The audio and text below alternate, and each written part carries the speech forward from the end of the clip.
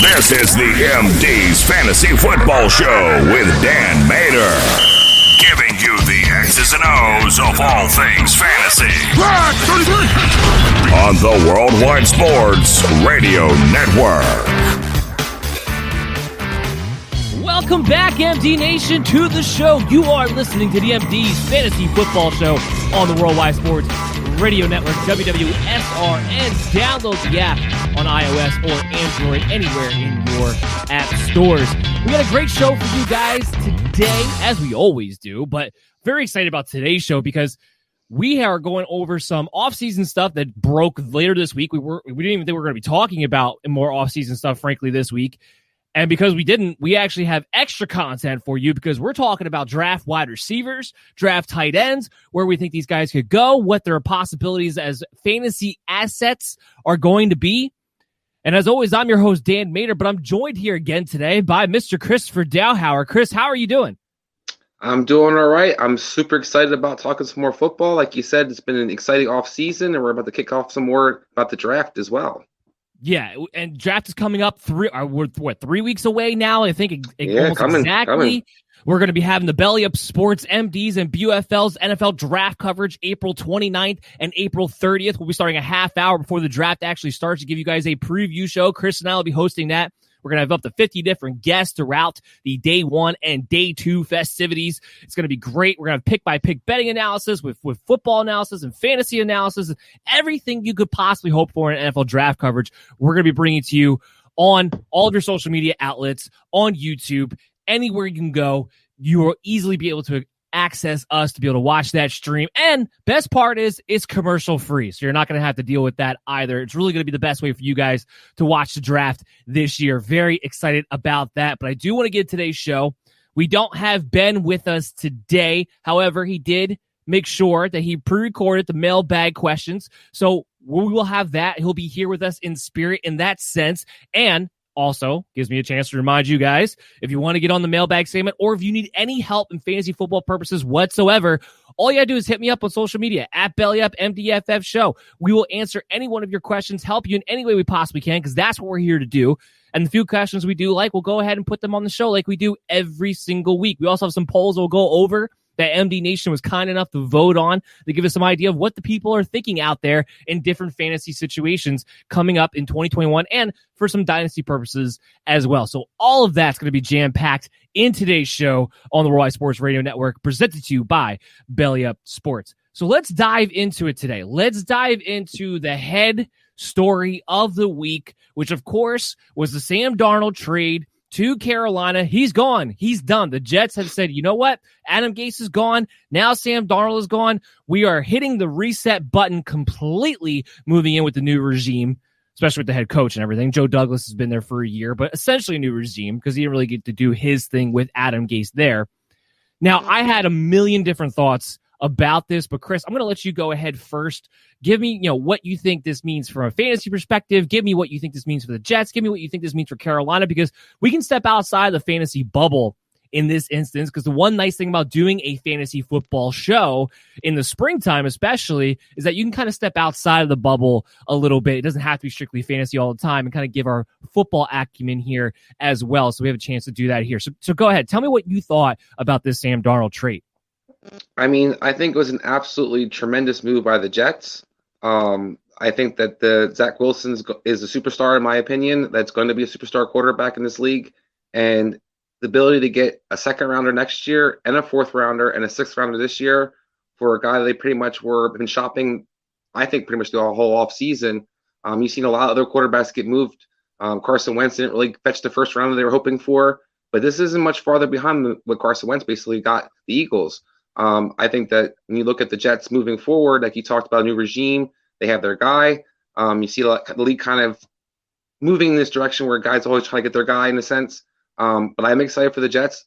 Carolina, on the other hand, not really sure what they're doing. They seem to they're kind of grasping, I think, at what was left on the market. They kind of struck out, it seems like, on the Matthew Stafford move.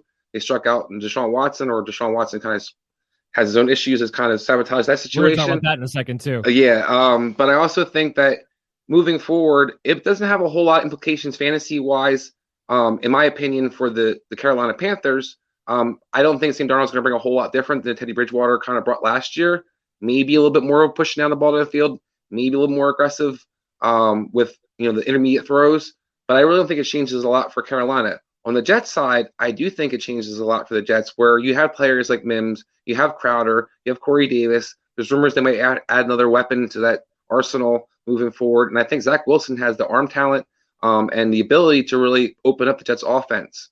Yeah, we've talked about him time and time again, how he is our number 2 on our board. You went as far to say as you might have him as a 1A, 1B with Trevor Lawrence, which I can't really disagree with either with the assessment that I've been able to see with him on tape. I'm right there with you. Yeah, I'm going to take this from the Jets standpoint. This was the most you were going to get back. There was a ton of reaction when this trade first went down about people blaming the Jets that, hey, why didn't you get a first rounder? Why didn't you get more? And I'm sitting there and I'm thinking to myself, have you guys been paying attention to this entire offseason? He's been on the block since March, since probably before that, probably since they hired Robert Saleh. So the idea that they were going to be able to get more for him, how? Why? The quarterbacks, like you, to your point, are pretty much all off the market. After the 49ers made their move, you pretty much had Carolina and Denver as the last 2 teams in the top 10 who are looking for quarterbacks. And if it's not going to be a Deshaun Watson, if it wasn't going to be a big blockbuster trade for Russell Wilson, well, the last guy left is Sam Darnold. And if they get a second rounder, a 4th rounder, and a 6th rounder this year, the second and 4th rounder for next year, that is probably the best they could have done. I don't think they could have done much better than that. And they're set up now in a nice position this draft and next year's draft where they're going to be able to make a lot of picks in the first 2 rounds. So when you're talking about bringing in a new regime who wants to hit the reset button, you have all the ammunition in the world now to truly build this team in whatever image that you want to build it in. So there's going to be no excuses now for Joe Douglas or Robert Saleh because you're going to have all the pieces in place to hit the reset button and move in a different direction. To your point on the Carolina Panthers side, and I think we're in the minority here, Chris, because I think a lot of people look at Sam Darnold as this guy who still has this untapped potential because he's 23 years old, and I couldn't disagree more. He was bad before Adam Gase got there. Let's not forget that. And Adam Gase isn't the only reason he was bad. And as far as your point of like maybe he pushes the ball down the field more, does he? Because Teddy Bridgewater last season was 17th in deep ball attempts. Sam Darnold was 25th on a per-game basis. So I'm not talking about because Teddy Bridgewater played more games than Sam Darnold, he had more attempts. On a per-game basis, he threw the ball down the field more often than Sam Darnold did. And that's something that goes back to even when Robbie Anderson was on the team.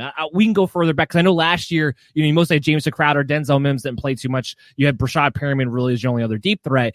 You go back to previous years, Sam Darnold, and this is a big reason why I had a problem with him coming out of USC, was that he has a mentality of a check down, play a conservative quarterback who doesn't have, sky's the limit type of arm talent to begin with. So I don't understand. I don't think this changes. I'm with you. I don't think this changes anything for Carolina. Not from a fantasy standpoint, not from a football standpoint, nothing. He is Sam Darnold. I'm sorry, Sam Darnold is Teddy Bridgewater. I mean, they're game managers at best. That's what they are. So this doesn't open up the field for Rob. And I saw all these, these tweets and all these guys talking about, the chemistry between Robbie Anderson and Sam Darnold and what that's going to mean and blah, blah, blah. Go back, actually look at the game logs with Robbie Anderson and Sam Darnold. Robbie Anderson wasn't worth anything in fantasy football until the last 4 to 5 games in the season. Because what would happen is Sam Darnold and Adam Gase would play their little check down game for the first 10 to 11 games of the season. Then suddenly, when there's nothing left to lose, Darnold said, you know what, fine, I'll start throwing it up to Robbie Anderson down the field. And then it would be for the fantasy playoffs. And I think this is why, especially in the fantasy industry, people forget this. It would be in the fantasy playoffs that Robbie Anderson would suddenly come alive. Because now all of a sudden they decided to just chuck the ball down the field because they had nothing to lose at that point. But it wouldn't be until that point that they would actually get aggressive, that Sam Darnold actually aggressive. And this is my point of why Darnold has to have a lot of blame for why he is a bust outside of Adam Gase, because Adam Gase may call up the plays, and it may be a terrible scheme, and you're never going to get a disagreement out of me for that. I've been riding Adam Gase's tail ever since his Miami, frankly, ever since the Chicago days. And even on this show, since this show has started, I've ridden his tail. But it's still Sam Darnold at the end of the day who decides who he's going to throw the ball to, where he's going to go. So that's why I put this on him. So that is why I have a big problem with this when it comes to Carolina. I don't see the upside here. I don't see you getting better. You want to make the argument to me that because he's 23 and that you think with Matt Rule and Joe Brady, because they're such good offensive minds, that they can make a change here. I'll give you that argument to an extent. Because Matt Rule and Joe Brady have earned that after what we saw of them last season, that they might have the benefit of the doubt for me when it comes to that. But still, when it comes to actual talent, nobody wants to recognize it because they still have this Sam Darnold USC picture in their head of what they thought he might be. He is Teddy Bridgewater. He is. So from a fantasy standpoint, it just changes nothing for Carolina. Darnold doesn't become a fantasy quarterback relevant in my mind. We'll see where Teddy Bridgewater winds up going. I have no doubt that they'll find a way to move him at some point. And now it also affects the draft because Carolina is not going to be a team looking to move up anymore. So now it makes it real interesting with Denver and New England how this whole thing is going to go down. And for the Jets, I love it. I've said it on this show numerous times. Zach Wilson is the pick that the Jets need to make. He is the guy that they need to move on from. He is the franchise quarterback, and he can turn an organization around. And when you add his skill set to that Shanahan concept offense and what they're going to be able to do, the Jets are going to have a good rushing attack. And I feel pretty confident they're going to wind up drafting a running back in the second round. It's not going to be Tevin Coleman. It's not going to be LaMichael Perine. They're going to draft another running back, I think, in the second round, or maybe they'll wait till the third round. But I still think you can get, if they got a Javonte Williams in that system in the second round with Zach Wilson, and I like some of the talent they have at the wide receiver position, especially if Denzel Mims can take the next step up. This is an offense that could instantly be at least competent, even in Zach Wilson's rookie year. So from a fantasy standpoint, I am going to have Zach Wilson as a streaming option. Not a guy I'm going to be drafting in redraft leagues, but a streaming option because he's going to run the ball and he's going to be given that opportunity. And I like the offensive fit that he is going to be in. From a dynasty standpoint, it just kind of confirms that I'm going to go, if it's super flex leagues, I'm going to go Lawrence and Zach Wilson 1 and 2. Either way, even if it's a single quarterback league, Wilson's going to be my second rookie running back off the board, period. So that's where it affects it from a dynasty position. But this trade was huge because it so many angles that you had to play this from. Is there anything about what I said that you want to rebuttal on? No, I just want to add to it a little bit. I think one of the things that also needs to be thrown into the equation is Sam Darnold due to make $18.8 million next year. So the Jets not only were able to get picks, they have a guy in the last year of his deal who they frankly weren't sure if they're going to pay. We kind of saw this play out with Mitchell Trubisky last year in Chicago. They moved ahead and got a pick before they blew up in their face, basically. And I think that was genius on their part. While Carolina basically is on the same hook for another $18 million, similar to Bridgewater's deal was with $20 million. They didn't really open up any kind of cap space, and they pretty much have to evaluate this year immediately, is he the guy long-term or not the long-term? And I think when you look at, will Sam Darnold improve with the surrounding talent in Carolina? Will he improve with the better coaching, not being on Adam Gase? Sure. But this isn't a Ryan Tannehill situation. Ryan Tannehill had to deal with Adam Gase for most of his career, and once he went to Tennessee, everybody saw, look how much better he is now. Sam Darnold didn't have any favors done by the Jets. The Jets did not start him with talent. Yes, there wasn't great players. No, it was a great line. Adam Gase is a terrible offensive coordinator and a terrible coach. Having said all that, they didn't force him to see ghosts. It didn't force him to have 31, finish 31st in QBR last year. I think we're looking at a guy, like to your point, that we've seen kind of his upside, so to speak. He wasn't that great in USC. People forget this guy came in with a lot of esteem and almost lost his job 2 or 3 times while he's at USC. So I'm not super impressed by this. And I think that Carolina, like I said, is kind of grasping at straws. Now they keep reassuring people that doesn't mean they're locked in at quarterback moving forward, and they can still get out of the contract. But this isn't even a Josh Rosen situation where they still have 3 or 4 years to Miami still have 3 or 4 years to kind of vote $2 million player to evaluate what they wanted to do moving forward. This is a guy who got picked number 3, and he's going to make number 3 money next year. So that's, to me, just Jets did a great move. With the draft capital that they gave up, to your point, you have to know what he is this year if you're going to pay him or not. Sam Darnold's a starter for Carolina. They can say all they want. They can say what they want to about the not being locked in a quarterback when it comes to the NFL draft. They're like, oh, we might still take one. No, that is a quintessential lie, because you have to start Sam Darnold now, because you have to know if it's going to be worth the investment that you just gave up for the future. Absolutely. And the last thing I'll just add to that, for those people out there who want to look at, Sam Darnold is better than Teddy Bridgewater from fantasy perspective. Teddy Bridgewater, 15.5 fantasy points per game last year. Sam Darnold, 10.6. Don't tell me he's an improvement in any kind of capacity. Unfortunately, we do have to give an update, I felt like, this week on Deshaun Watson. Again, now this is a fantasy show, so we will refrain from getting into too many of the legal details or anything like that. But it's up to 22 women. So now we're trying to help you guys out from a dynasty perspective right now. Redraft will take care of itself. We'll know in August if he's stepping on the field or not. So I'm not worried about this from a redraft perspective. But from a dynasty perspective, if you have Deshaun Watson, what do you do? And here's my thing. You have to hold. You do. Because right now, you are going to get rock bottom if you try to trade him away. And on the off chance that he somehow comes out of this and is able to still play this season, then you're going to have more value keeping him than you are going to be trading away. And if you don't have him, well, you know what? If you want to see if you can get him at a rock bottom price, if somebody's just like, you know what? The hell with this. I want to just get out of the Deshaun Watson sweepstakes. Or sometimes, and I think this is a good point here, and it kind of plays to the show, because one of the things about this show that I like to harp on is that we are here to help everyone try to be a better fantasy player by thinking about it from every variable. There's a lot of people out there who will play fantasy football with their heart rather than with their head. And what I mean by that in this situation is that they're going to look at this and say, Deshaun Watson is a scumbag. I don't want him on my fantasy team anymore. And therefore, you might be able to get him for rock bottom prices. So I would throw a couple of offers out there. You're not going to have to give up much just to see what would happen, because it's a high reward, low risk situation if you're standing from a dynasty standpoint, if you're trying to buy Watson. Now, obviously, don't give up anything crazy of value, but see if the owner in your league who has him just wants to move on. I would typically do that. Regardless of what's happening with the legal situation, it's worth taking the risk on. So that's just from a fantasy football mindset. You have anything to add to that? No, I think you make an excellent point. I mean, there's nothing to really gain from moving on from him other than if it's something personal, I respect that. But to your point, if you're trying to win fantasy, then you do try to maybe throw some offers out there, see if you can get rock bottom prices. I do wonder how it affects some of the other players around him, though, like a Brandon Cooks and things along those lines. It's going to be a really interesting year to kind of see how things unfold. And even if we don't have things resolved, you still have to see what the kind of commissioner is going to do. Will he be put on an exempt list?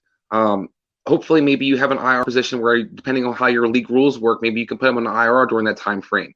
So there's some things you have to kind of consider, depending on what your rules in your league are, to see how aggressive or unaggressive you should be using Deshaun Watson or moving Deshaun Watson. Yeah, I completely agree with that as well. So just kind of keep that in mind. I do want to kind of talk about that a little bit, though, like the point of people using their principles when playing fantasy football. Look, you play however you want to play. But what I will say is this. Fantasy football, you are better at it when you use your head and not your heart. So in these type of situations, you're not a real organization. You're not putting out PR fires because you have Deshaun Watson on your team. So I don't get the whole idea of like, this guy's a scumbag, I'm not going to have him in fantasy football. I want to win the league, whatever cost that is. This is a fantasy game. It's a computer simulated game at the end of the day. You are not making any kind of protest or political statement or a morality statement whatsoever when you're like, I'm not going to have this guy on my fantasy team. That's just me. I just want to point that out there. Again, everyone plays how they want to play, how you want to have fun with it. That's completely up to you. But if you want to win, don't play with your heart. Play with your head. That's my piece of advice. Last thing that I want to talk about from the offseason standpoint before we get into the wide receivers for today's show is Giovani Bernard being cut by the Cincinnati Bengals. Thank you. Yes, exactly. Exactly my thoughts too. Because Bernard has been a thorn in Joe Mixon's behind when it comes to fantasy value, especially starting off the season. It happened the last 2 years. We saw it with Zach Taylor. Last 2 years, we go into it expecting Joe Mixon to get his bell cow workload, like, he should be getting.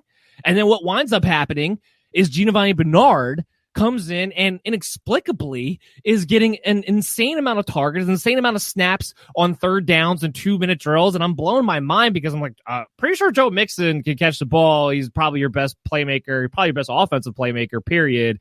Don't know why this guy keeps going off the field. And then, last year Mixon gets hurt, but we even saw it to some degree last year before he got hurt and the year before, where he was like fantasy irrelevant, and all of a sudden like, hey, you know what? We will give you the ball 20 plus times. And then he goes off like a jackhammer and is the RB1 that he should be. And the Bengals offense is better because they're giving him the ball. So now that Giovani Bernard is finally out of the equation, and I've been big on Joe Mixon anyway, a lot of people are sour on him because of the injury situation. I'm going to be stealing him and what his ADP is going to be this year. I'm going to tell you that, because in redraft leagues, I'm looking at a guy who might be falling to the third round because of the way people are souring on him at the moment. And in dynasty leagues, guys don't even want to touch him. You can buy Joe Mixon low right now. I'm all over him, especially with Giovani Bernard gone, because now in my mind, that guarantees me, they're not going to bring anybody of significance in, that guarantees me that early on in the season, Mixon's going to be getting his 20-plus touches right off the bat. That's all he needs to be very, very successful. Where are you at on this? First of all, I'm wondering, is Oakland going to sign Giovani Bernard too? Or no, sorry, Vegas, not Oakland. Sorry, guys. But I do have to say, it's new music to my ears. I'm a big Joe Mixon fan. I think he's one of the more talented backs in the backfield in running back position. I don't understand why he wasn't throwing the ball, why Giovani played third downs and was a designated pass catcher.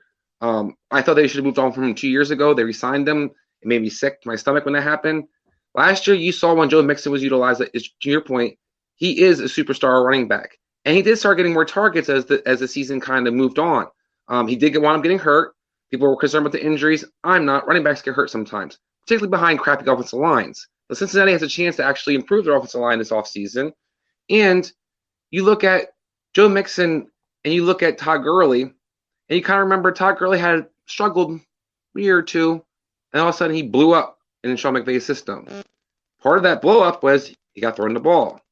I see Joe Mixon having a very similar blow up situation. Not only can this guy run the ball, he can catch the ball, and an offense that should be better than it's been in the last couple of years, that team's going to score some points.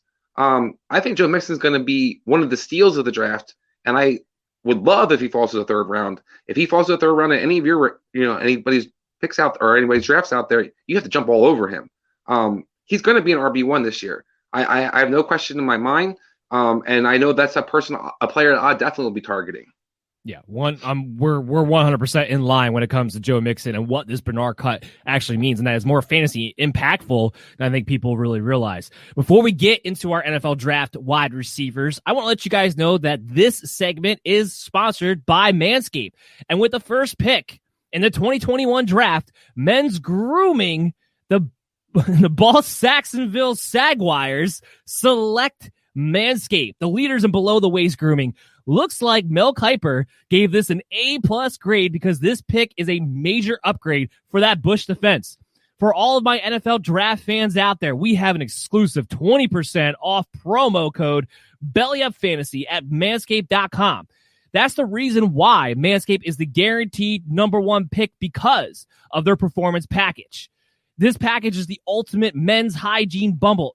Inside the performance package, you'll find products and liquid formulations that have been developed to turn your bathroom into a salon for your ball support. So support this show. Get 20% off.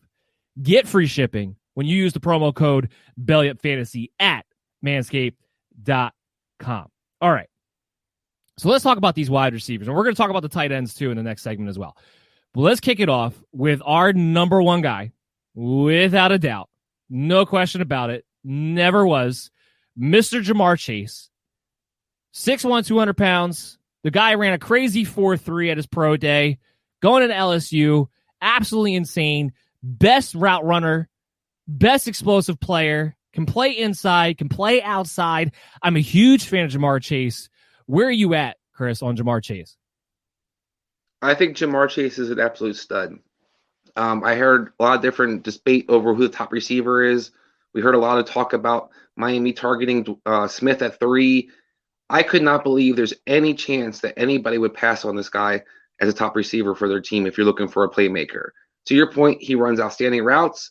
He's explosive. The thing I like about Chase the most is that there's nobody that can slow him down. This guy just basically was averaging about 3 yards of separation per play, as you see in the kind of highlight in the background right now. This guy's just explosive. There's nobody out there that can stick him. And on top of it, he can run patterns. He can get in and out of his breaks well. And I think people kind of forgot because he got banged up a little bit last year, missed some time, that this guy's going to be he sat out last year, I believe. He's going to be a superstar. And I think this guy is by far my best receiver in this draft. And if I have an opportunity to draft him in some kind of long-term league, I'm looking to do so. He ran a 4.38 40, had a 41-inch vertical. He measured in at actually 6'3", 201, so a little taller than what we thought. 10 pounds lighter, which I actually kind of like for the type of receiver that he is, to be maybe 200 instead of 210. Had an 11-foot broad jump, a 3.99 shuttle, and a 6.96 cone drill. I love everything about him. He is a dominant wide receiver. He is a true number one. He is a guy who looks every bit of a superstar receiver that you would want to see, and he belongs in the top 10. Now, where does he go in the draft? And that's kind of the next thing we want to kind of get into and what that fit may be. A lot of people want to say Cincinnati. I've talked to you about this. I'm of the mindset, especially now that we know quarterbacks are going to go 1, 2, 3, possibly 1, 2, 3, 4, depending on what happens with the Atlanta pick. I don't see how, if you're Cincinnati, you can pass on a Sewell. With how bad that offensive line is, the fact that your franchise quarterback's already coming off an ACL injury, your number one priority has to be to protect your investment, your number one pick from last year. So I don't see how you slide on a Penei Sewell. So all this talk about reuniting Chase with Joe Burrow, that, in my opinion, would be a mistake. And honestly, from a fantasy standpoint, I don't really want to see it either, because you're going to have to share targets with T. Higgins and Tyler Boyd on top of all of it. So I'd rather see him go somewhere else. I'd rather see him fall to Miami or Detroit. I was drawing a blank there. Or Detroit.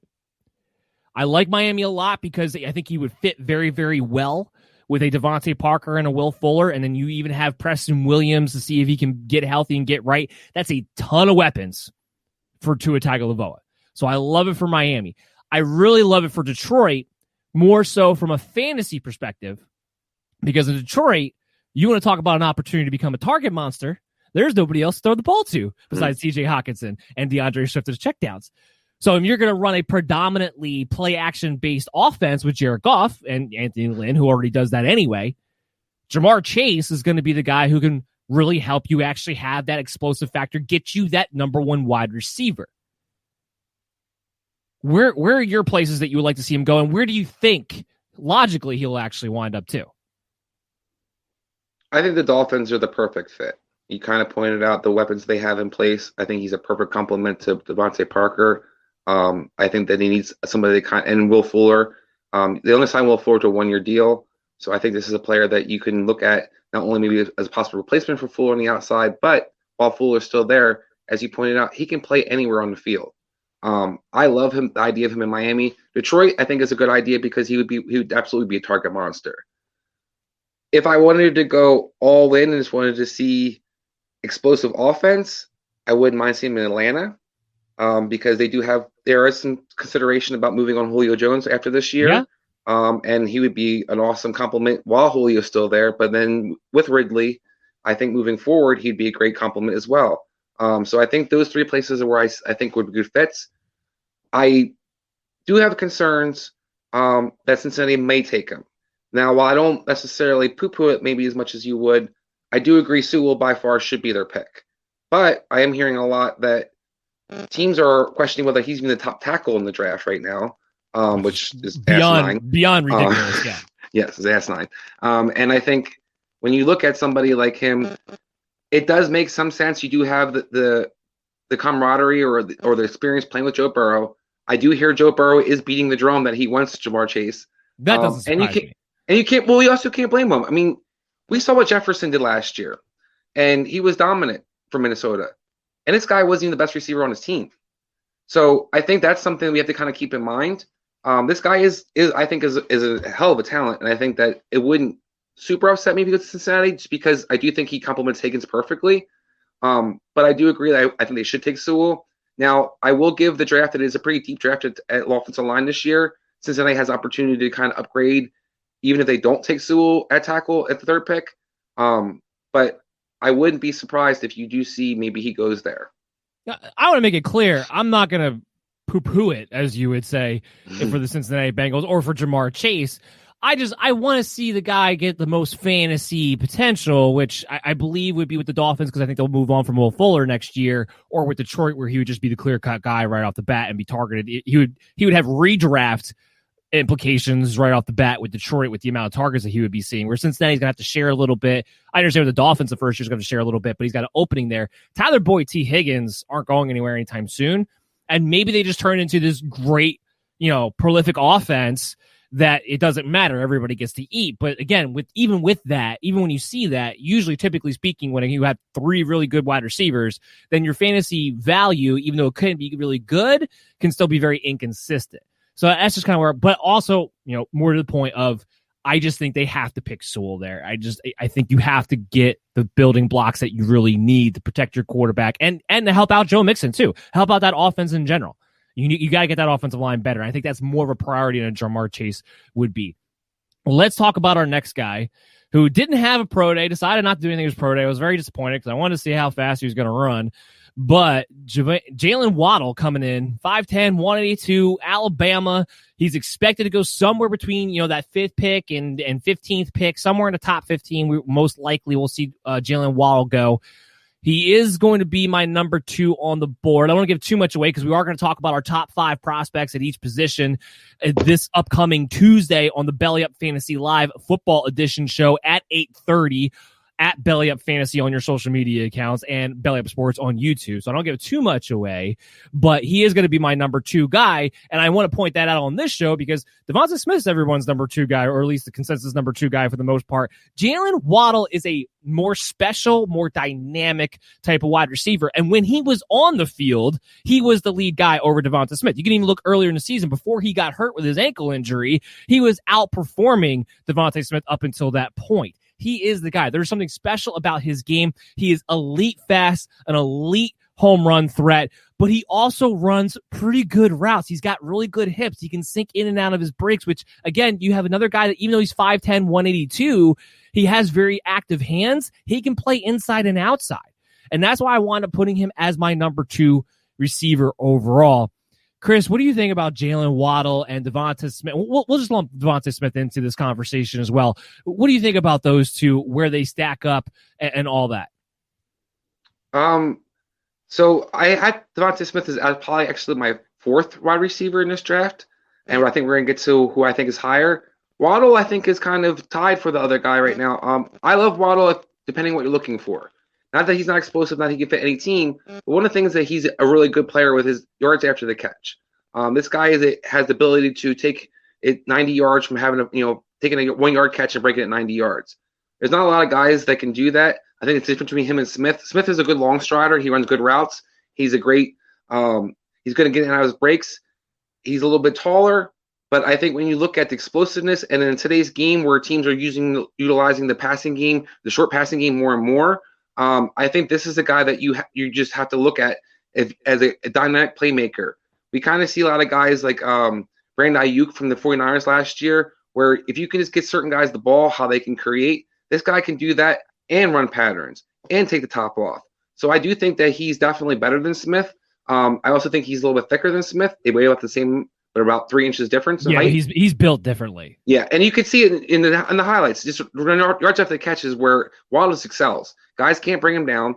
He's not an easy one-arm tackle. And like I said, this is a guy that you can feature all over the field, even out of backfield.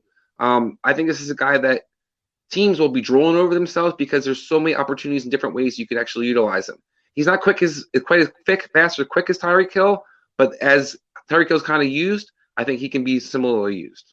I agree with that full-heartedly. Look, Devonta Smith will also be my number 4 receiver. Since you said yours, I'll say mine.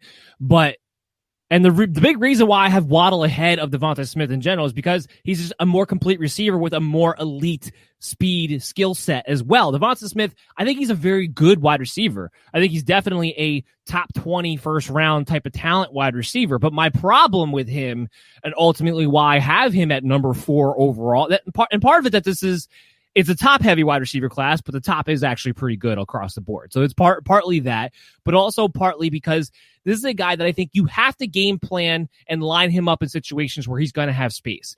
He doesn't have the best combat hands in the world to be able to get off the line of scrimmage when bigger corners who are capable to play actual bump and run defense are able to jam at the line. You saw that in college. When he actually was able to play against a physical corner who can bump him at the line, he had a hard time getting off the line of scrimmage. That goes to his size, his incredibly lean build. So I struggle with the idea that Devonta Smith's ever going to be that effective on the outside unless he figures out something with his hands and gets more fight in his hands. The other thing is that because of his size, I don't see him going across the middle very often in NFL's schemes today either. Kind of like with Marquise Brown, they avoid Marquise Brown going across the middle. I could see a similar situation with Devonta Smith where the team will avoid having him go across the middle. So to me, that screams that you're going to have to strictly be a slot receiver who operates in and out of the middle instead of going from, the perimeter across and doing all these ins and outs. And that's where I kind of have some questions. I think he's a very fluid route runner. Everything he does is very, very smooth. He's a great athlete, everything like that. And I think if you feature him and move him around, he can be a centerpiece in your offense. That's why ultimately he's still a first-round receiver in my book. And that's ultimately what we saw what happened with Alabama, why he was so proficient with Alabama last year. What the best, I don't know, that might have been the best college wide receiver year ever. So if you use him that way, then yes, he's going to be a great wide receiver. But this is why I have him number 4. I don't have him as this complete weapon, and he would be an outlier in the sense of his size if he were to actually be proficient. The comparison that I keep hearing that, I think people who really love Devonta Smith want to latch to is the idea that he might have a chance is Marvin Harrison. And again, I go back to Marvin Harrison was already more naturally, physical in the way he played coming into the league, but also he had some of the best hands, the best combat. I don't mean hands catching the football. I mean the best fighting hands to break the arms of the corners trying to jam him at the line and get off the line of scrimmage. If Devonta Smith can develop that, then maybe he could be the Marvin Harrison. I don't rule that out, but I don't see that yet on tape, and that's why he's going to be number 4 on my list. That's why I have Waddle ahead. Now, from a fantasy standpoint, where I want to see these guys go, I think Waddle on the Philadelphia Eagles, 1, I think that's a realistic spot for him to go to, but 2, I think that would be very interesting because he would step into a situation right away where he would have to be the number 1 targeted wide receiver. He's instantly better, miles better than Jalen Reagor. I'm not a Jalen Reagor fan. He's a one-trick pony, and that one trick ain't even elite to begin with. The other receivers are Travis Fulgham. Yeah, that fell apart real quick last year. Surprise, surprise. J.J. Arcega-Whiteside, is that even a thing anymore? I don't think it is. Greg Ward, who cares? He's just a guy holding down the slot receiver position. The only other real target monsters that are on the Philadelphia Eagles will be Dallas Goedert, just assuming that Zach Ertz isn't going to be there, assuming they'll be able to find a way to get rid of him, and then checking it down to Miles Sanders. So if Jalen Waddle goes there with Jalen Hurts, and they have this RPO play action type of offense where Waddle's getting moved all over the field and gets to be the home run threat, this is a guy who's going to be probably not going to be a target monster in a sense where I think he's going to get 8 to 10 targets, but consistently 5 to 7 and be able to win you the week because he can hit a home run at any moment. For Smith, I would go a little bit. I think he is going to fall a little bit lower. And we see more and more mock drafts now where Smith is falling to like the 15-ish type of range, somewhere along those lines. I do think the Chargers would be a nice fit for Devonta Smith, be able to kind of play on the play inside outside with Keenan Allen. Mike Williams can kind of be the big man, goes down the field. They're going to be moving to more of a 3 receiver set type of offense with Joe Lombardi anyway. So I do think he would be a nice fit with the Chargers. I also like him quite a bit if he were to fall to the Arizona Cardinals. because I think you need an upgrade over Christian Kirk. You need a guy who can actually kind of play that inside role. They have AJ Green, but honestly, I think AJ Green's going to be nothing more than really, in their minds, a red zone threat. But if you have him paired up, Devonta Smith, that is, with a DeAndre Hopkins, and he's able to play the inside quite a bit off of that, and you're able to put him in situations where he's going to be able to line up off the line of scrimmage, I like that fit quite a bit too there. So what are your thoughts with where you want to see Waddle and where you want to see Devonta Smith wind up going and where you think they might actually go? So I think that when it comes to Waddle, I think the prime fit for me in my mind would be Detroit, honestly. You talked about the lack of playmakers that they kind of have. I see him kind of filling multiple roles in Anthony Lynn's offense. He can be the Keenan Allen, where he can be that kind of slot, a short catch guy, but he can break more plays, but he can also stretch the field. I think when you look at Detroit, what they have kind of in place, they need somebody that can kind of create for Goff. Goff isn't great at necessarily pushing the ball down the field consistently, but he does like guys who can get separation. I talked about how good Chase was with separation. Waddle was right there too. He's averaged over 3 yards per separation per play on as well last year. That separation makes throws easy for Goff, and I think when you look at that offense, he could easily be featured. He can catch the screens. He can get reverses.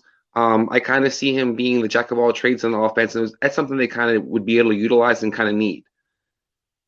I could also see the Eagle fit. I don't mind that fit.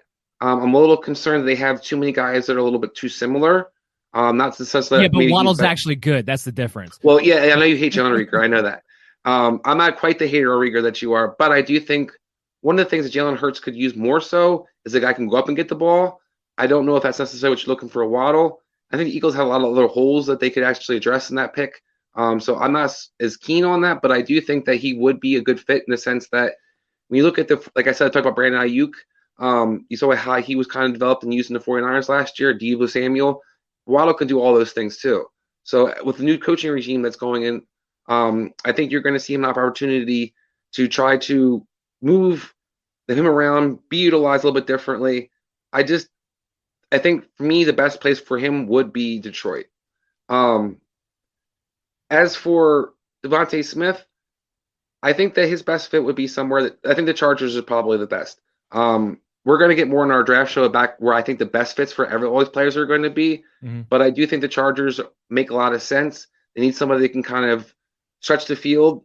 They have certain playmakers in place. They have Mike Williams already on the outside. They already have Keenan Allen. I think Smith is kind of that icing on the cake for Justin Herbert if you want him to develop to the next level. I also don't mind the idea of him going to, this might be surprising to some people, Denver. I'm not a big Hamler fan from Penn State. I don't think that he's necessarily a star player in any kind of capacity. And I think if you pair him up with Judy and pair him up with Courtland Sutton moving forward, no matter what you have a quarterback, you should be okay. Although Teddy Bridgewater, agent should be calling Denver. Yeah, that'd be an interesting landing spot for him too. I don't disagree with that. I kind of like that take a little bit, but the only thing is I don't think it's I don't think it's a reality or realistic as far as that's going to go, because I just don't see Denver with all the capital they've spent at wide receiver the past few drafts. I just don't see them going that direction with it. So that would be my only caveat. But if it did happen, I'm with you. I mean, even if you like KJ Hamler, I don't think anybody would sit here and say Devonta Smith is infinitely more talented and would fit, Jerry Jeudy and a Courtland Sutton really, really well in a three wide receiver predominant offense with Pat Shurmur. So yeah, I mean, that would be a nice fit. But that'd be more of a nice fit from a football standpoint, from a fantasy standpoint. I don't know how many targets he gets in that situation, especially if it's Drew Lock, a quarterback. Well, I don't know how many targets he gets as the Chargers either, if that's that's fair. That's fair. But I do think if you're talking about fantasy-wise where he'd be an ideal fit, you got a team sitting at 15 that could move up New England. I think that he'd be a nice – they need something on the outside. They need some kind of – somebody to stretch that field in there. New England is such an interesting situation right now, aren't they? Because you have all these people talking about that they're serious about mortgaging everything to move up as high as 4 possibly to try to take a quarterback. New England's sitting there at 15. There's a million ways you could see him go, and I can't envision Bill Belichick selling the farm for a quarterback and moving up that high, because he's never done it really, especially when it comes to the first round. But they're really an interesting spot. I agree with you. I mean, any wide receiver, if they were to stay at 15 And any wide receiver that fell to them there would be dynasty gold because of the targets that you would be looking at. And I want to go back to that too, because Devontae Smith on the Chargers, I like him there dynasty fantasy purposes wise because Keenan Allen's getting a little bit older. I think they're going to move on from Mike Williams next year. So I think it's a year away before he become, at least the wide receiver 2 on the team, if not the wide receiver 1, just to kind of go back on that. But yeah, continue with your point with the Patriots. I just had to butt in there because that's such an interesting spot with what they're going to do in the draft. Absolutely. But like you said, that we were talking about fantasy wise, I do think that would be a nice fit for him. Yeah. Because he can line up different places on the field for them and they could utilize him different ways. He could be a more athletic Julian Edelman, quite frankly, for them. I want to take a quick break before we move on to our next slot of wide receivers. We'll come back on the other side. We still have more receiver talk. We'll get to a few tight ends, and we still have the mailbag segment at the end of the show. So please continue to listen to the MD's Fantasy Football Show on the Worldwide Sports Radio Network. WWSRN presents to you by Belly Up Sports. It's the Worldwide Sports Radio Network. Welcome back, MD Nation, to the show. You are listening to the MD's Fantasy Football Show on the Worldwide Sports Radio Network, WWSRN, also presented to you by Belly Up Sports. Make sure you go ahead and check them out on your Android and iOS apps for the Worldwide Sports Radio Network. Some great content coming out there, and BellyUpFantasySports.com, because we got articles flying out left and right now as we get up prepared for the draft for your dynasty leagues especially, but what we are value expecting heading into 2021. We've been talking about some of our top wide receivers. We talked about the Sam Darnold trade. We talked about Giovanni Bernard getting cut and what that means for Joe Mixon. We gave you guys a Deshaun Watson update all there in the first segment. The next segment, we're going to continue on with our wide receivers talk. We have some tight ends we want to talk about, and we have the mailbag segment for you at the very end. And I want to let you guys know that this next segment is going to be brought to you by Monkey Knife Fight. It is a daily fantasy sports gaming website with a number of unique ways to win money on your favorite sports and players. It's a mix of daily fantasy and prop games. Just download the app, go to monkeyknifefight.com, and use the promo code BELLYUP for a $1 match on your deposit of up to $50 plus an additional $5. That's potentially an instant $55 free dollars for you to play with today by using the promo code BELLYUP when you sign up at monkeyknifefight.com, or you can download the app on iOS or your Android Play Store. So, Chris, let's talk about our next top wide receiver, which is Rashad Bateman. And I had a debate whether or not he was my number 2, frankly, because this guy is one of the most complete receivers that you are going to see in this draft class. And I'm going to let you go first because there's a couple of things that I want to talk about when it comes to him and his pro day and what we've seen. But I'm going to let you talk about Rashad Bateman first. Go ahead. As you know, I absolutely love Rashad Bateman. I am debating. He's my number 2. Him and Waddle are neck and neck. After the 40 that you're going to talk about, I have to feel like he might be ahead of Waddle now. This guy is a true number 1 receiver. He can run all the routes. He's tall. He can run inside or outside, and he's explosive, as he showed. I think this guy has all the makings to be a star. He reminds me a lot of DeAndre Hopkins, but a little bit faster after the 40 we saw. And this guy to me, is one of the studs in this draft. Where I see him as a fit, we talked a lot about Detroit. I think Detroit obviously needs some kind of playmakers. Where I really like to see him wind up going is the Panthers. I don't think the Panthers have a true number 1 right now. You stole Joe Brady. Did I? Go ahead. Well, because I feel like Joe Brady has shown he has the ability to utilize multiple weapons. That was what he did so well in LSU. And when you look at Robbie Anderson, you look at DJ Moore, to me, they're 2 complementary players. They're not true number 1s. I think Bateman slides in there perfectly. It sucks Sam Darnold's his quarterback, but other than that, I think everything else kind of aligns for him as a perfect fit there. And I just absolutely love this guy. I think that people were really trying to question whether he could still play, how good he was, because he didn't play much last year.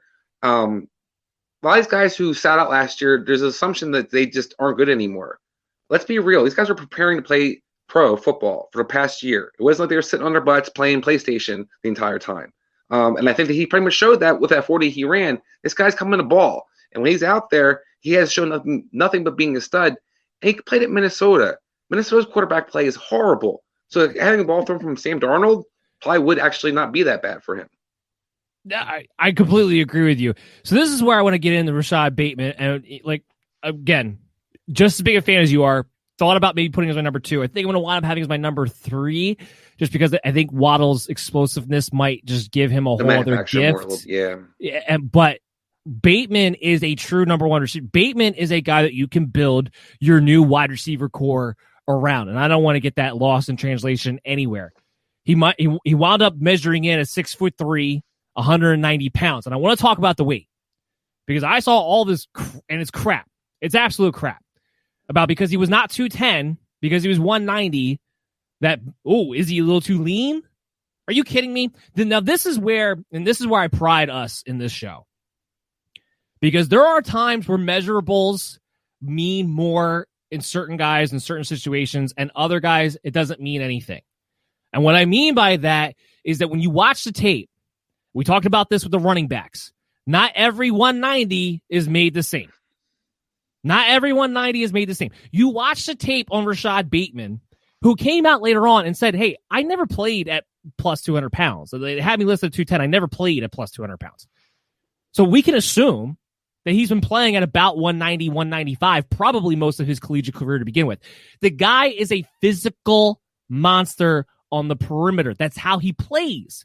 He gives it back to the corner. He makes a lot of great in-traffic catches, goes up and gets the ball. He out-physicals the other guy, and he's built well. He's built stocky. He's built solid. So I don't care that he weighs at 190 because of the way he's built.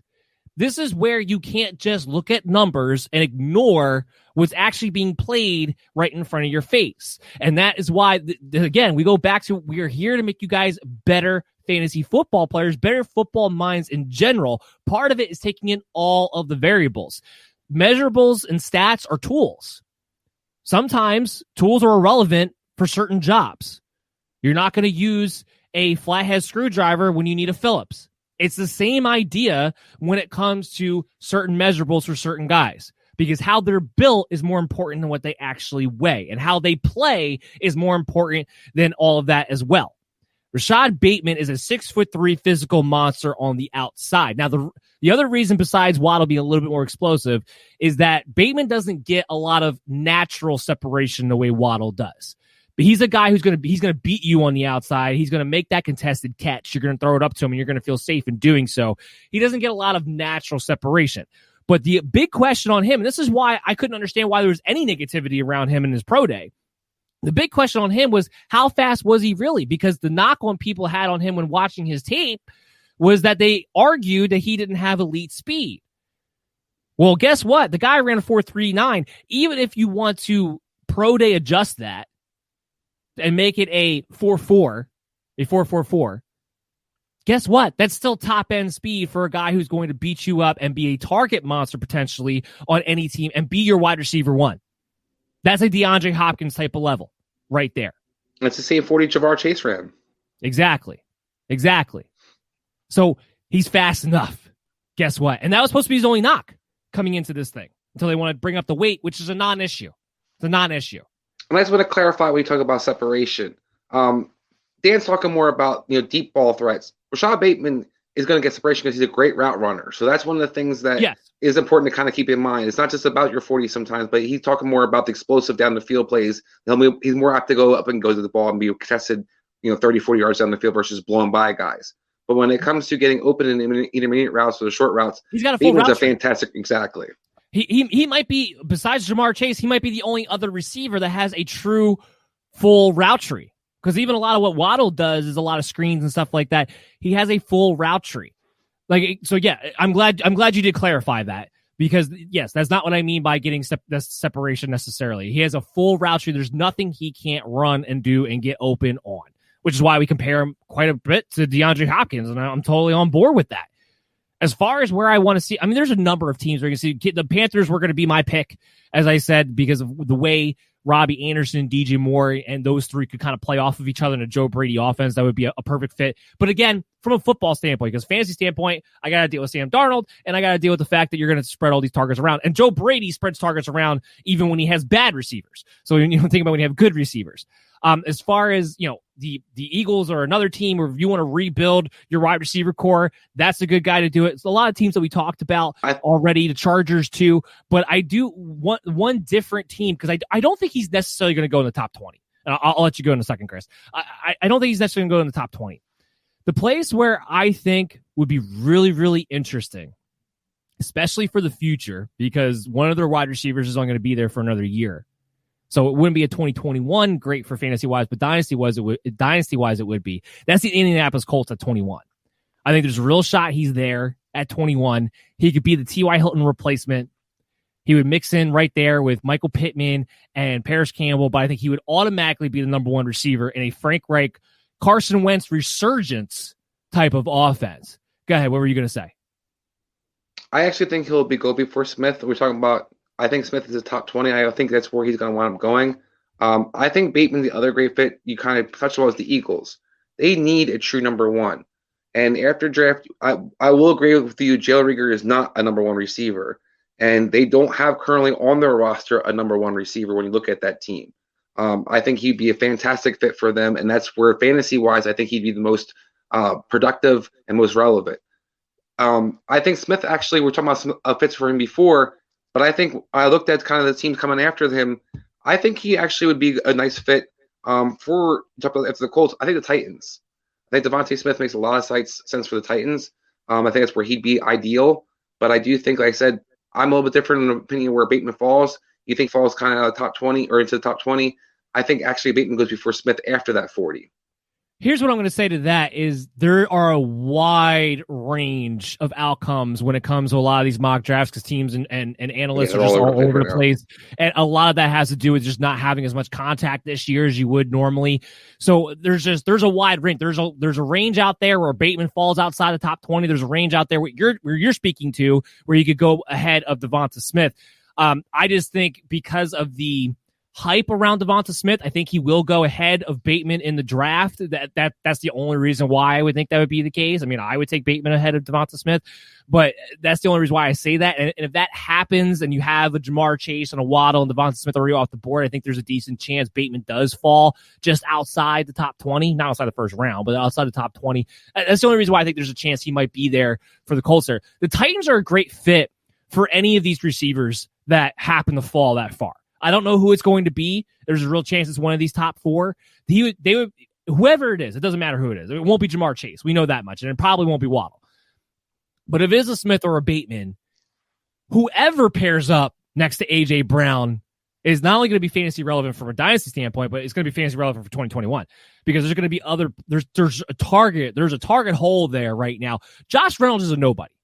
Don't tell me Josh Reynolds is going to be somebody, going to be something in Tennessee. He's not. He's a nobody. He's a guy. That's it. He's not gonna command targets. They get one of these guys, especially if it's a Bateman, you go in and out with AJ Brown, how physical that receiver core would be. But even if it's a Devonta Smith, who they can kind of line up you can let Josh Reynolds do his little vertical thing on the perimeter and let Devonta Smith operate in the slot, have him and AJ Brown go back and forth.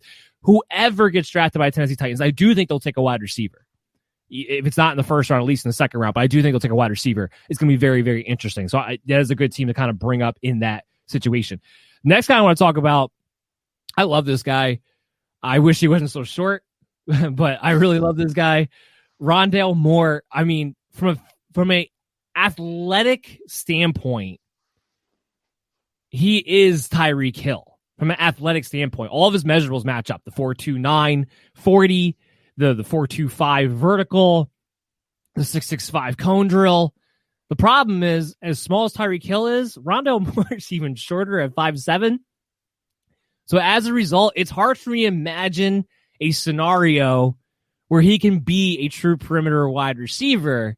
And because of that, if you're going to get pigeonholed in the slot, that's where I don't know if he goes in the first round. I don't think he falls any later in the second round. I'll say that much. But that's why I'm not sure he definitely goes in the first round, because if you're a receiver who can't go inside, outside, I don't know if you definitely get drafted in the first round or not. So when they talk about guys like Terrace Marshall getting drafted ahead of him, that wouldn't surprise me, even though I think that would be a mistake. But Rondale Moore is the guy. You want to talk about a guy who gets natural separation like it's nobody's business, who's not only fast, but incredibly quick, can do anything, can help your special teams out, makes big plays. I mean, he will be, if you're a team who wanted to build your wide receiving core, your offense around a slot receiver, you could do it with him because he's just so athletically gifted. The problem is there's no one to compare him to at that height who had a great career, let's say. What's your thoughts on Rondale Moore? And I'll talk after you go. I'll talk about where I want him to go. I do wonder if he does go in the first round. But having said that, I do think he's a first round talent. 5'7" is hard to kind of overcome, but this guy can ball. I mean, there's not a whole lot of guys that are as explosive as have so much that they bring, not only the return game but on the passing game, and just have the ability to constantly just break it. Now the knock on him is his injury. He got banged up a lot in college, so he hadn't had a whole lot of consistency when it comes to being year in, year out, playing all the games that are necessary. So that is a little bit concerned. But when I look at some of the teams, especially when you start getting into the 1920 area, you got teams like Washington, you got teams like Chicago. I think he fits their schemes very well. They like to get the ball quickly. They want to have somebody who can kind of make plays with the ball. I think he kind of fits those two teams. As realistic as I kind of think, if he were to go in the first round, I could see him going to teams like Jacksonville, their second first round pick that they have. They don't have a whole lot other than right now DJ Shark, and I think they could use some upgrades, especially explosiveness. We kind of seen Urban Meyer use like Percy Harvin type of players. I think he kind of fits that mold. And then where I'd love to see him, which would make me super happy, is two teams in particular. If he were to stay in the first round or getting to go in the first round, that would be the Saints and the Packers. Either one of those teams definitely could use upgrade to receiver positions. And when you look at what they have in place, they have the true number one. Putting Moore as your number two in that slot for either one of those teams adds a completely different dimension for both of them. Sean Payton would love to use him. You can see what Sean Payton would just probably, get his jollies off week in, week out, having a guy like that, he can move all over. And then Green Bay, just please, please, please give Aaron Rodgers one more explosive player. Please, please. You put him next to Davante Adams or inside Davante Adams in the slot. Imagine what they could do. It's hard to argue with any of that. My bold team was going to be Kansas City because you have a situation there with no Sammy Watkins. They got to add somebody. I don't think Mecole Hardman's the answer. And I know you're thinking like, whoa, Tyreek Hill. Guess what? You have Travis Kelce. Tyreek Hill can play anywhere on the field. He's already proven that. You have another really fast guy who gets natural separation. You pair him up with a Patrick Mahomes and an Andy Reid. The amount of explosiveness just astounds me. And the thing about Rondale Moore, unlike a Mecole Hardman or a DeMarcus Robinson, he can actually run routes. That's why I don't think it's going to be Hardman. So if he goes in the first round, I could see that. Whether or not Kansas City will take and I think it's a possibility Kansas City would continue to take more weapons just because it is Andy Reid and how invested they are in that offense. There's a lot of rumors talking about that they're all looking on the receiver in this draft. Yeah, and so I do think it's because I know there's a lot of people out there too who want to say like, well, they got to draft more offensive linemen or they got to take some defensive help. I'm like, yeah, except for you got Andy Reid who comes from that long line, that old school Green Bay line of thinking where it's get weapons for your quarterback every single year. And if only the Packers actually had that mindset now, what would have happened? But because he comes from that old school mindset of that, I do believe a wide receiver going there is a very real possibility. And I could see a Rondale Moore. I don't think it's a redundancy there with Tyreek Hill because of just what they could do. I mean, imagine all the jet sweeps and all the creativity that they could do with those two players on the field at the same time. I mean, the matchup nightmare that would take place. So that would be my bowl team for him to go. I do think ultimately, because he wound up being 5'7", he's gonna wind up going in the second round. We'll see. But this is a guy you definitely have to pay attention to because he's just such a unique athletic talent. The next guy I want to talk about is Terrace Marshall. And I had to go back and I had to watch his tape a couple of times. Physically, he's a prototypical wide receiver. Physically, he's 6'2", 205. He ran a 4.4 40, has a 39 vertical. He can make big plays.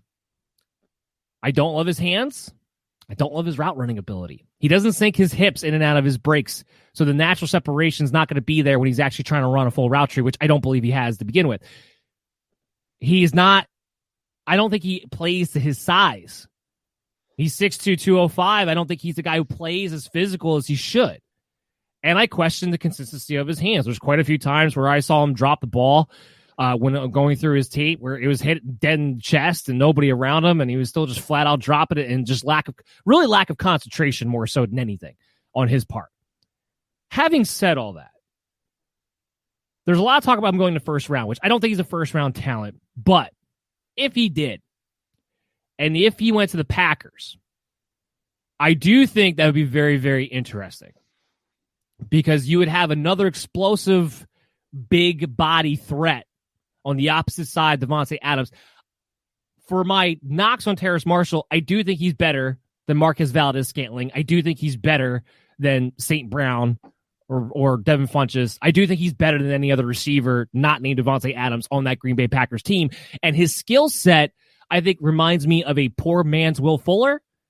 And I think that would fit great with a Davante Adams if that were to happen from a fantasy standpoint. But from my actual football evaluation, I wouldn't even be thinking about this guy before the second round, quite frankly. And there's a lot of things that I have red flags on and how good he can really be. And I know that's a different opinion than most people have, frankly. What's your thoughts? I mean, I echo those sentiments. I'm not a big Marshall fan. I will give him, he led the country in contested catch percentage last year at 80%. He can go up and get the ball in amongst people. But to your point, there's too many plays where he just doesn't make the right play. He doesn't run great patterns. He doesn't catch the ball consistently. For the easier catches, he can make the contested catches, but he doesn't. And he played in the slot almost predominantly at LSU. I do question whether he can get off the line. I was not impressed with him for most of the tape that I watched. I feel like he had kind of usually the second or third best corner sticking him, and he rarely dominated any of the games. Like I said, he can go up and get the ball. If he was to go in the first round, I think the best fit for him would be Kansas City. You kind of talked about more. I think he kind of complements the rest of their offense a little bit better. And I think that he would have an opportunity with Patrick Mahomes to get some red zone targets, and that was where he's going to be most effective because he can catch the ball in the red zone. He can catch the ball when it's in contested catches. But there's little else that the guy really brings to the field to me. I honestly think this guy's a third or fourth round talent. I don't understand the hype. I don't understand. I see people are looking at how tall he is, the build, and kind of going off of that. But I've seen other guys like Cortland Sutton in the past who got kind of overlooked because of the tall and the build is similar. And they're way better with feet. They had way better quickness. I'm not impressed with this guy. I think he's kind of a one-trick pony. He kind of reminds me of a red zone only target. And I think that when he gets drafted, particularly if he's going to play in the slot, I don't think he's going to be particularly that great. Yeah, I'm kind of with you on there as well. I'm not impressed with Marshall the way a lot of people are. The next guy I want to talk about, I have more of a bone to pick because not only am I not impressed with him, it doesn't make any sense why people think that he's going to be this great fantasy asset or even football asset. That's Kadarius Toney.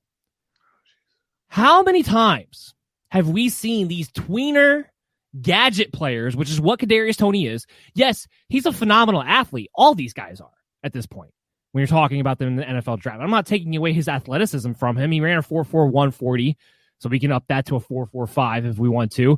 He's 5'11", 194, which isn't a bad size for a slot receiver. But that's the other thing. You don't even know what position he's going for. Some people have him listed as a running back. Some people have him listed as a wide receiver. Best case scenario, he's a Curtis Samuel. Even if he turns into Curtis Samuel, who did get drafted high, but Curtis Samuel, who just had his quote-unquote big breakout year, was still the third best receiver on his team. The talk about him going in the first round astounds me. How many times do we see these guys, who are these gadget tweener players, ever actually go on to have these prolific NFL careers? I mean, my comparison for him, frankly, is Antoine Randall L. He used to play a little quarterback back in high school. Kadarius Toney did. I could see him being in that role. Maybe he turns into a competent slot receiver at some point later on in his career. But that's the other thing about him. I'm not overly impressed with his route running ability, which is why I believe he will be a gadget player. Gadget players don't get used consistently. These are these guys that get talked up a ton in the offseason by their coaches. How we're going to use him. He's going to be all over the field. He's a weapon. He's a positionless player. He's a weapon. Positionless players only work in the NBA. It doesn't work in the NFL because they don't get on the field, period. Because you're not big enough to actually take on the load of a running back. You don't run good enough routes for us to really depend on you as a wide receiver.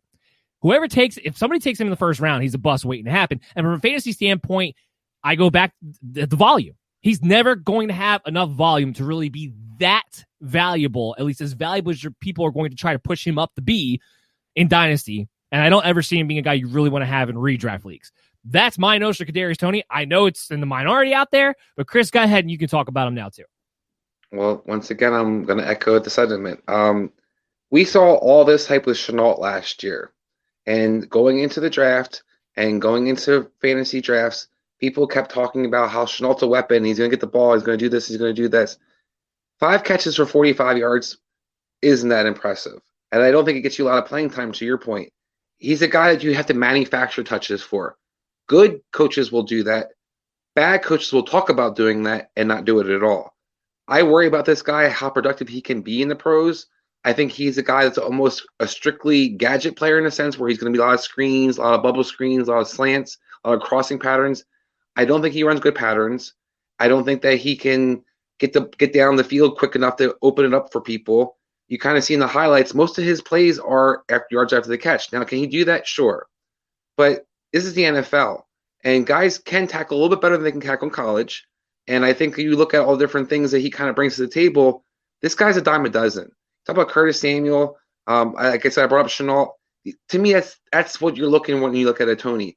I don't think that you have a guy who's really a true game-changing receiver. I think you have a player who you kind of utilize here or there, maybe gets 3 or 4 touches you manufacture for per year, per game. And I don't think that's something that I necessarily would hope shouldn't go in the first round. And if it does, I do think it will be hard to justify how productive or unproductive he winds up being. Yeah, I'm glad we're on the same page. I really am. It's going to be you and me against the world when it comes to Kadarius Toney, and I'm perfectly fine with that. We were at the quarterback position with Mitchell Trubisky, with Patrick Mahomes, and Deshaun Watson, so we can be right about this one again. A.J. Brown, DK Metcalf. We'll keep going. I'm just not very impressed. We had time for one more guy, so I want to go to the top tight end in Kyle Pitts and talk about him before we get into the mailbag segment.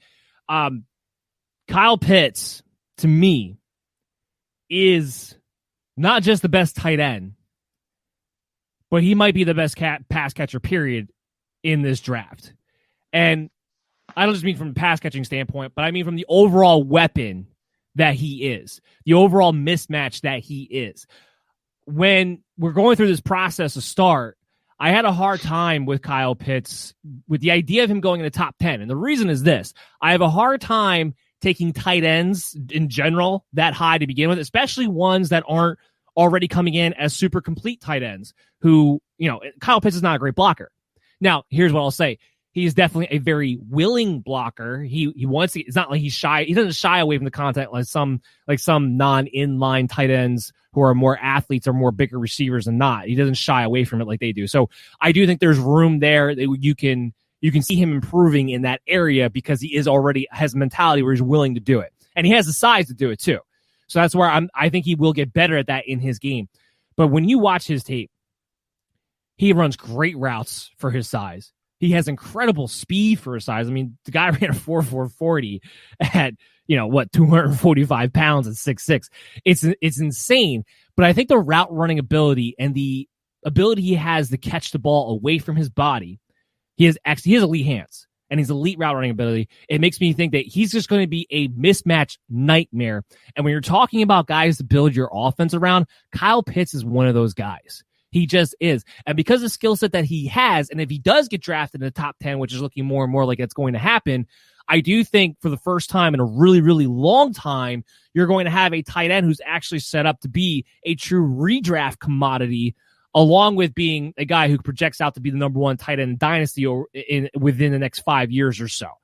So I have changed my tune a little bit on would I not draft Kyle Pitts in the top 10? I would. I 100% would.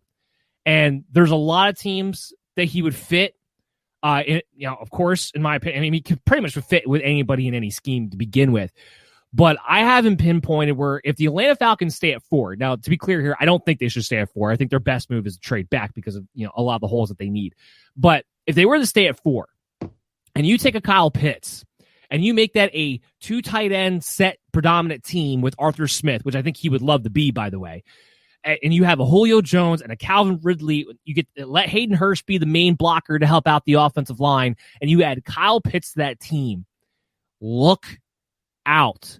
Or if he does fall to Miami Dolphins and they trade away Mike Gesicki, that's another situation that would be tremendous, not just for him, but hey, I love Tua Tagovailoa. I know you do too. Any of the haters out there, you're not going to be able to hate on Tua anymore if Kyle Pitts goes to Miami at 6 either. So I love Kyle Pitts. I'm right in the main line with them. Chris, you can go ahead and give me your thoughts on Kyle Pitts. So I kind of struggle with Kyle Pitts and the value. You talked about not drafting tight ends and kind of how you looked at it before the top 10. I think there's a lot of talk about what he actually is going to play in the NFL. They had talked to different GMs. Several teams look at him as strictly as a tight end. Some teams are looking to play him at receiver. His agent's considering playing him at receiver so that I can get more money for him. If I evaluate him as a receiver, I don't see him as a top 10 talent. If I evaluate him as a tight end, I can see what you're excited about. I can see the mismatches. But I can also point out there are guys that he kind of reminds me of Darren Waller. Darren Waller went in the 6th round. Darren Waller went in the 6th round because he has similar skill set, 6'6", ran a 4.44. That would be redone. He was a receiver, today. But he came out as a receiver. That was the big difference. He didn't come out as a tight end. He came out as a receiver. And that's where I think it's going to be interesting to see what is this guy truly utilized as. Yes, he's a mismatch versus linebackers. Yes, he's a mismatch for safeties. His mismatch is just a mismatch versus corners. Absolutely. That's what I want to see. Do you believe that? I don't necessarily have the proof that I think if he came out and they asked the GMs if he came out as strictly as a receiver, where would he go in this draft? And it's not nearly as high as if he's coming out as a tight end. So that's crap. Well, then you got to talk to the GMs then. Consensus. Look at the GMs. The consensus across the league is that Kyle Pitts is the best pass catcher in this league. I'm not, that's not just me. Best pass catcher, meaning if he was a wide receiver, he would be rated, if not in front of Jamar Chase, right there with Jamar Chase. Because I just talked about the unnatural ability at his size that he has to run routes. Because he's not just a Darren Waller. Because when Darren Waller came into the league, he wasn't a good route runner. He was just athletic. He was fast. He developed that part of his game. Kyle Pitts is already a finished product. He has a full receiver tree.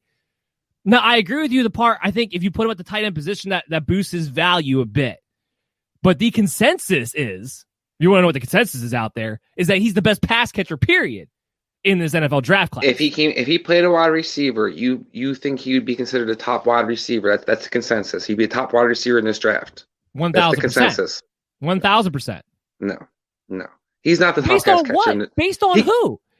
Based on how people evaluate him. If you have Smith and you have Chase as guys who are going before him, and you have Waddle who's going before him, how is he considered the best receiver? They don't because he's 6'6", he's a mismatch, and he's 240. He's good. He doesn't get nearly talk about separation. He doesn't get nearly separation. He's playing against corners. He doesn't get nearly separation. Now he can go up and get the ball. Yes, he can go up and get the ball. But can he get off the line against guys? Can he run different patterns on his outside? Yeah. I see him almost always in the slot. Well, you got to watch more tape. You got to watch more tape because I watched a lot of tape where he lined up on the perimeter and danced circles around some of these corners. And I'm not talking about corners from middle of nowhere. I'm talking about Florida State. I'm talking about LSU. I'm talking about these top ACC teams across the board. I'm talking about Clemson. He danced circles around. I'm talking about Alabama. He had a great game against Alabama. He went up against the top competition. And he didn't play receiver in that Alabama game. And dominated.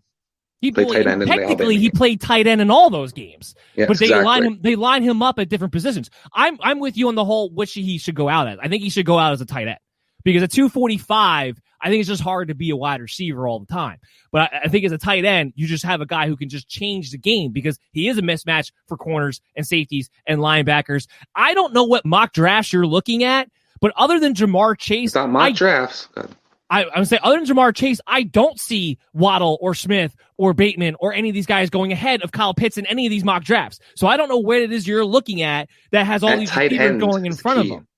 At tight end, if he came out as a receiver, I'm telling is what you I said. Right now, because you've already had these people talk about even if he was a wide receiver, that they would have him right there at either, like I said, either next to Jamar Chase or ahead of Jamar Chase. I mean, that's already been out there.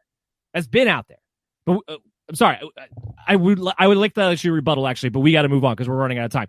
Let's hit the break real quick. We get the mailbag segment on the other side. You guys listen to the MD's Fantasy Football Show on the Worldwide Sports Radio Network, WWSRN, presented to you by Belly Up Sports. It's the Worldwide Sports Radio Network. You're listening to the MD's Fantasy Football Show on the Worldwide Sports Radio Network. Welcome back in, MD Nation. You are listening to the MD's Fantasy Football Show on the Worldwide Sports Radio Network, WWSRN, also presented to you by Belly Up Sports. As always, I'm your host, Dan Mater. Joined here with me is Chris Dowhauer, and we just had it out in the last segment at the end there. I should have made more time on Kyle Pitts. That's on me. We'll do that next time. We'll make sure we have that ahead. But we talked about our NFL draft receivers. We'll talk about Kyle Pitts. We'll talk about some more tight ends on the Belly Up Fantasy live show at 8:30 at Belly Up Fantasy. Check us out then when we get Adam and Lamaro back on that crew. And then we also talked about earlier in the show the Sam Darnold trade, the Giovanni Bernard cut, and the Deshaun Watson update. So make sure when you go back, you watch all this on the Worldwide Sports Radio Network at WWSRN or your favorite streaming app. We're available to you on Spotify, Stitcher, iHeartRadio, iTunes, wherever you like to go. We're widely available to you. So we are in the mailbag segment. I do first, real quickly, want to go through the poll results that we had, and MD Nation's been gracious enough to be able to vote on these things. It gives us an idea on what people are thinking. And one of the things that surprised me, one of the polls that we had, was will Matt Stafford finish as a top 10 quarterback? 67% said yes. And that surprised me because I thought Matthew Stafford was going to be a guy who's going to be one of my big sleepers going through the offseason. And now I'm not so sure, because if that many people have the mindset they really believe he's going to be a top 10 quarterback, well, now all of a sudden his ADP might be at what his actual value is, in which case I probably won't draft him because I'm always looking for value, not at value, quite frankly. Two of the other questions that we had, which Steelers wide receiver would you draft first for the upcoming season? No surprise there. Deontay Johnson, 49%, Juju Smith-Schuster, 18%, and Chase Claypool had 32%. So well ahead of Juju, but Deontay, the number one guy there. I agree with that. And then who would you rather have in your fantasy squad? Nick Chubb, Jonathan Taylor, or Aaron Jones? 45% went with Jonathan Taylor, 35% Nick Chubb, and 19% Aaron Jones. Who would you rather have, Chris, out of those three running backs? Ooh, that's a tough one. I'd probably go with Aaron Jones. So you want to go with the 19%. That is a tough one. I think because of the target share, I think I'm with you. I think I'm with you there. The Williams, I think that's a big key moving forward this year, and not having a receiver till they actually draft one, or they ever do draft one. We'll see. Yeah, exactly. So let's have Ben ask us the first question for today in the mailbag. All right, the first question is from Gordon, and it is, what do you think Hayden Hurst's value in 2021 is? All right. So what do you think Hayden Hurst? Well, this is going to greatly depend on what happens in the draft, because we just talked about the possibility that maybe they draft a Kyle Pitts at 4, or maybe they trade back. Let's assume for a second they don't draft a Kyle Pitts and Hayden Hurst is the top tight end. I think his value is a high end tight end too, and I think there's with upside there, because with Arthur Smith, he has already the track record of targeting the tight ends in the red zone position. Especially more consistently than Derek Cutter does. So I would have to imagine that at least Hayden Hurst would have an opportunity for somewhere between 7 and 9 touchdowns. And if he gets that, then he could be a low-end tight end 1, regardless of his receptions and yards. What do you think? I think it's interesting. Like you talked about, the draft will kind of be a big factor whether they take Pitts or not. I don't think necessarily that Arthur Smith is going to guarantee to make Hayden Hurst even more productive. You kind of saw him utilize multiple tight ends last year in Tennessee, and in the last few years in Tennessee. He likes to have – Jonnu Smith never had that big breakout year everybody's been waiting for because Ferguson got on the field. They utilized Pruitt. I think you're going to see this guy kind of have an opportunity to do what he did last year. He'll be – some games will have some decent games here or there, kind of like Hooper did, and then kind of fade to the background in other games. It's not somebody that I'm super excited about going into this draft. Going into this year. And I don't think Hayden Hurst necessarily just improves because Arthur Smith is there. Yeah, I tend to agree with that. Let's hear what Ben had to say. Obviously, the Falcons have great targets in Calvin Ridley and Julio Jones, both of which could be wide receiver 1s. But the problem with fantasy football is the tight end position outside of the top 5 is horrendous. I think Hayden Hurst is a good guy to have as maybe your backup tight end. You might have a big game or two when your starter is out, but other than that, I don't think he has much value. I guess we got to see how the Falcons incorporate him this year and what the Falcons offense this year really looks like. All right, Ben echoing some of the same sentiments there. Let's get our question number 2. The next question is from Drew. Dynasty PPR Superflex. Miles Sanders or the first pick in the 4th round? Miles Sanders or the 4th pick in the 1st round in PPR Superflex. Give me the first pick in the 4th round. I'm doing this more from the mindset of, because of the super flex, you probably need another quarterback. You get the 4th pick, you're probably going to have a good crack at somebody who is in a good situation, whether maybe it would be a Zach Wilson or, for instance, let's say if hypothetically, excuse me, the 49ers were to take a Justin Fields, I would love that fit for a fantasy standpoint. But Miles Sanders, it's more importantly about Miles Sanders, where yes, he comes to a situation where the mobile quarterback does help the running back, but this is a guy that I question will ever play a full season. And I also question if he ever won't be in some sort of platoon. Now, they just signed Jordan Howard. It's not really going to shake your confidence in him too much there, other than maybe Howard comes in and steals some goal line touches from him. But this is a guy I don't know if he ever is going to be truly a workload back. Give me the 4th pick. Give me a crack. I mean, even if you wind up drafting a Najee Harris, depending upon the situation he has, I think he'd be more valuable. So I actually would rather have the 4th pick. What about you, Chris? I'd rather have the 4th pick too. You talked about this is a PPR league that we're talking about, and I think one of the things that running quarterback does affect is Hurst is not going to necessarily check the ball down. He's going to run. So I think that Sanders is going to have some of the receptions kind of be deducted from his production moving forward. And to your point, I don't think he's necessarily a bell cow running back, so I don't think he makes up for it because he's with the yardage rushing. I think this is a guy I definitely would try to flip and take the 4th pick over. Let's hear what Ben had to say. I really like Miles Sanders this year. I think that with Jalen Hurts being the quarterback, it's going to be hard for teams to put all of their attention on Miles Sanders. I think they got to focus on Hurts running the ball as well. But obviously the Eagles do not have good receivers. They really haven't addressed that too much this offseason either. So I'm expecting Miles Sanders to get a lot of carries, a lot of catches out of the backfield. I love Miles Sanders. Keep Miles Sanders. Ben disagreeing. Oh, Ben, we'll teach you soon. Don't worry. Someday. Let's get one more question in. Next question is John, and it's Mike Evans and a 4th round pick in 2021 for Cam Akers. So Mike Evans and a 4th round rookie pick in 2021 for Cam Akers. John was asking, yeah, I do that deal. I do that deal because especially in Dynasty, it's a much easier time finding wide receivers. And if you can get Cam Akers, who looks like he's the next breakout running back, especially what we saw at the end of last season, I don't think Darrell Henderson's going to be in a platoon situation for him. I think he's going to be more of a guy who's going to spell him, not platoon with him, because the offense was just much more effective when they started giving the ball to Cam Akers 20 times a game. I think Sean McVay will continue with that. Matthew Stafford makes that offense better. They're going to be more prolific. He's going to have more opportunities to score. Mike Evans is great. I love Mike Evans. But ultimately, it's hard to find that running back, and that's why I would do the deal. What about you? I tend to agree. I think it depends on what you already have in place as well, though. If you already kind of are loaded at running back, moving on from Mike Evans, who I think had, in my opinion, a down year last year, I think he has an opportunity to have even a better year moving forward. And the 4th pick, you don't know what that turns out to be. But I think looking at Cam Akers, if you're trying to rebuild your team in a sense and you're building around your running back position, you want to have a guy who's up and coming like Akers in your backfield. The other thing that worries me about Mike Evans is the annual hamstring injuries you always have to deal with too, which is kind of annoying. So that's going to do it for the show today, guys. I hope you all enjoyed it. We will be back next week. Chris, I think we're doing the coaching changes fantasy impact next week. Am I correct?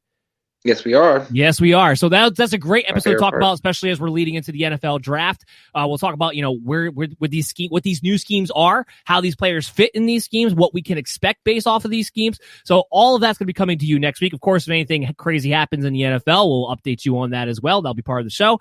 I hope you guys all enjoyed it. Make sure you're checking out the Worldwide Sports Radio Network at WWSRN. Make sure you're downloading the app. There are really a lot of great sports content, a lot of great sports shows coming out of there 24/7. And make sure you're checking out Belly Up Fantasy Sports for all the articles that have been coming out, and we're going to give you the inside edge to really help you be able to win your leagues in fantasy football. I'm your host, Dan Mader. I'm joined here with Chris Dowhauer. We'll see you guys all real soon. Make sure you subscribe to at Belly Up Fantasy, at Belly Up MDFF Show, any chance you have on any social media outlet to see and watch and listen to this show. Take care, guys.